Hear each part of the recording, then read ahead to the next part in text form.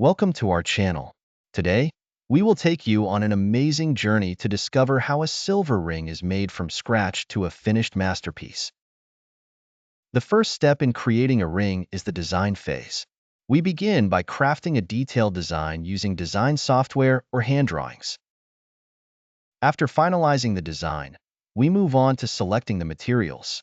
We use pure silver or sterling silver, and we may add gemstones depending on the design. Next, we prepare the materials. We start by melting silver in a special furnace until it turns into a liquid, then we pour it into a ring mold. Once the silver solidifies, we begin shaping it according to the design using tools like saws and files.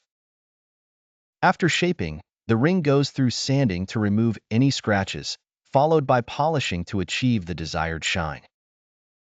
If the design requires engravings or gemstones, we add them with precision and care at this stage.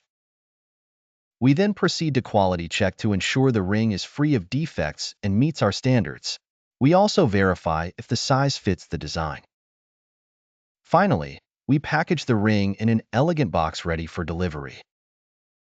Let's dive into the process step by step and see the magic come to life.